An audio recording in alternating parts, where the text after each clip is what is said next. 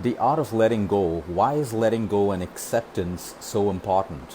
When it comes to any stress that you have in your life, any stress, there are two solutions. It revolves around accepting and letting go. You can take a paper and pen and write down everything in your life right now that's stressing you. Many of those things that you write down, some of them will be in your control to change, and many of them will not be in your control to change. And that's when these two powerful drugs, acceptance and letting go, easy words to say, but extremely difficult to put into practice, because what comes in between the art of letting go or acceptance are our own fears, our own securities, so many different things, which if we're more clued into, we meditate upon, we find this energy from within, we find the blocks that stop us from acceptance and letting go. So for the longest time, people have been searching for ways to de-stress. Some of us, we have a drink, some of us, we have a smoke, some of us socialize, some of us go shopping, some of us sit and do meditation and chanting and yoga and all of that. It may be good for you, it may be good for your life. We're not here to judge your way of unwinding or your way of de-stressing. But when it really comes to, like a disease, when it comes to getting to the root cause of any disease or the root cause of anything that's stressing you out, it requires you to go deeper and deeper. Because how much can we use materialistic things to cover up the voids that we have in our life? After a while, the voids are going to get deeper and deeper and deeper and deeper and finally manifest into some emotion or some event in our life. For many people, it's disease. The constant habit of suppressing emotions, constantly pushing the body to work more, sleep less, adjust to the chaotic world. Every human body has a set point. And that set point is brilliant. We can keep pushing our body to that set point. But the moment we cross that set point, the body shuts down. It shuts down with disease. It shuts down with some injury, some amount of pain, a nervous breakdown. It's different for everyone. So we got to stay within the set point of our body and not really push ourselves beyond that. So when it comes to letting go and acceptance, like I said, it's easy for me to sit here and talk about acceptance and letting go. It's really difficult. So we go a step further. All of us have something called ideals. And everyone has different sets of ideals. So what are ideals? Ideals are beliefs that we have about certain things. And we hold on to these ideals so strongly that when life doesn't work in accordance to the ideals and beliefs that we have, that's when we have disappointment, we have anxiety, we have stress, we have anger, frustration, insecurity, fear, everything. So what are some of the ideals that we have? And part of today's, homework to do before we go to sleep in our de-stress routine is taking out a piece of paper and writing down the ideals and beliefs that we have about things in life. So examples of ideals are that people should be considerate and kind. People should be fair. I should get that promotion I worked for. Success comes to everyone. I will be healthy always. Things will be always where you keep them in your house. Your house will always be clean. You will always have people working the way that you want them to work for you. Your kids will do exactly as you tell them to do or you expect them to do. People will love you the way you want to be loved. These are all beliefs that we have. These beliefs are shaped over the years, right from the time we're children to what we watch on TV, from what we learn in social groups. These ideals and beliefs keep forming on our head. The sad part about life is it doesn't have to work according to your ideals. Your kids don't have to speak to you or become what you want them to be or what you believe they should be. People are not going to love you the way that you want them to. Everyone has an expectation of how they want to be loved.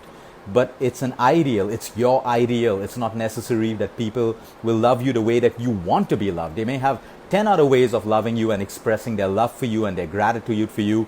It's not necessary that you put in long hours at work, you work hard, and you will get that promotion or you will build your company to a particular level. It's not necessary that it has to happen that way.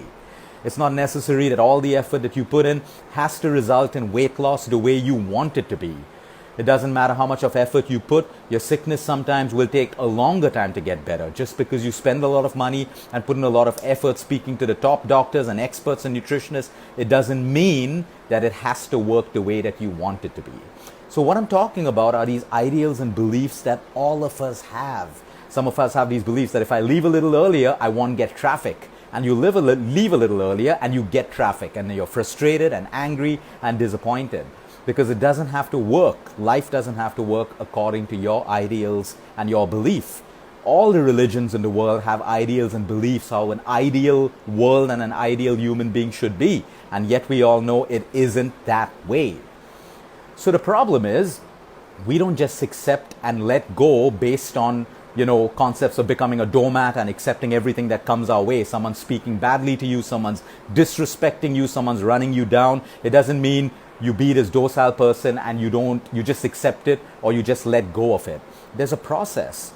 First, we look at our ideals and beliefs. Are we of belief that the person disrespecting us, okay, do we have a belief that no one should disrespect us? We all know that there are some people who love us, some people who hate us, some people who disrespect us. Everyone is different. But the ideal that is causing your frustration, your sadness, and your disappointment is the ideal that you hold on to. So when we become aware of these ideals that we have, and it's different for everyone, you have to be so aware of what are these beliefs I have. Because when you start understanding the beliefs and ideals that you have, the first thing you need to let go of is not the problem. You have to let go of your attachment to the belief. If we believe that people will treat us the way we want to be treated, well, I'm sorry. A few people will, and many people will not. So we're angry with some people, we're happy with some people. That's not the way to live life. We let go of the people who do not behave the way we expect them to be. We can still hold on to our belief that we want to be treated the right way. We're not changing that. But we can also accept that it doesn't have to be that way. And so most of the stresses that we have today, so we have businessmen who say, I've worked so hard, I've sacrificed so much, I've put in so much for my business, I expect it to be this way, I must have success. It's not necessary, it has to be that way. So you see, there are many things in life that we can control, and there are many more things that are out of our control. The things that are out of our control are the things that we have to be aware of. Those are the things that we have to learn to accept or let go of. If it takes you 1 hour to travel to work every single day, can you accept it? Can you let go of? Is it in your circle of control or is it out? If it's in your circle of control, can you stay in a place closer to your workplace? If that's possible, work towards that. If you can't, you got to accept it will take me 1 hour to reach work. So you break that ideal and belief, and you get away with frustration, disappointment, and all the negative emotions that come along with it. Likewise with relationships. With people, with your spouses, with your children, with your colleagues, with your friends. We always expect them to love us the way we want to be loved or accept us the way we want to be accepted. It doesn't work that way. And then we have this awful habit of comparing ourselves all the time with everyone else. So for example, we compare our bodies with people. There is no way that you will have the same kind of body as your friend or the actress or the actor that you see on the screen. Everyone's different, but because we compare, we hold on to that ideal that if that person could do it, even I can do it. But it doesn't have to work that way. Everyone wants to be a Steve Jobs, everyone wants to be successful and build the next billion-dollar valuation company, but not everyone will do it. That doesn't mean everyone has to get disappointed, frustrated, angry. We have to understand that there's something called destiny. There's something called things which are on our path. Sometimes it'll come a little early. Sometimes it'll come a little late in life. But all the negativity and stress that we create in between, because life is not acting according to the way we want it to, is what destroys us. Increases that inflammation in our heart. Slows down our liver, our kidney. Lowers our immunity. Puts on that abdominal fat. Destroys our relationships. Robs us of the very essence of living life. Because we think we're in control all the time. Every day I see over 30 to 40 patients, and everyone who's stressed, be it the women or the men, their problems root down to something that they're trying to control. They're trying to control the outcome of their children. Mothers are trying to control who their children will get married to. They're trying to control where their children are all the time, or vice versa, or businessmen are trying to control their companies and employees and say, I pay them so much of money, I expect so much of work to be done. It's not in your control.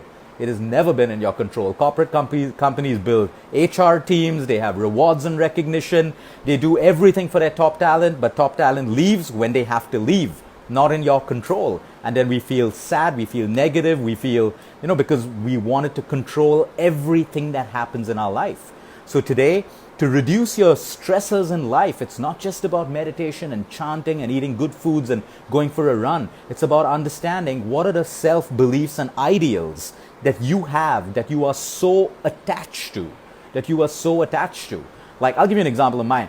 Mine is, if I booked a flight ticket, it should reach on time, it should leave on time, and we all know it doesn't happen. So I can be angry, I can shout at the airline staff, I can do that, or just accept that there are like thousands of other passengers who are going through the same thing, and work with it. Accept it, let go, make use of that time, walk in the airport, get some steps, make a couple of client calls, read, learn. There's so much you can do. But if I'm constantly frustrated and angry and wondering why this always happens, I've lost out on living life effectively in that moment. So when we're aware of these ideals, and most people are not aware of these ideals, it's like women when they, women and men, when their children grow up and all of a sudden they're sent to foreign universities to study. All of a sudden, the women feel this empty space. They feel this loneliness. They feel all of these things, which are real life. And they have this ideal that, no, it needs to continue to be filled. So they keep traveling to meet their kids, coming back, and creating this whole thing of chasing that void which is filled in their life. We have to understand that these are ideals that our children will be with us all the time, that our spouses will behave the way we want them to be. And when we accept and let go of this, and that energy comes from looking within you. First, why do we meditate? What are we trying to fix? First, know your ideals and beliefs that basically weigh you down in life. Write them down on a piece of paper. You'll be surprised at how many ideals and beliefs that you have in your mind about yourself and how life should be, you write down. And then you'll understand that many of these are within your control. Take action. Out of your control, only acceptance and letting go is going to work.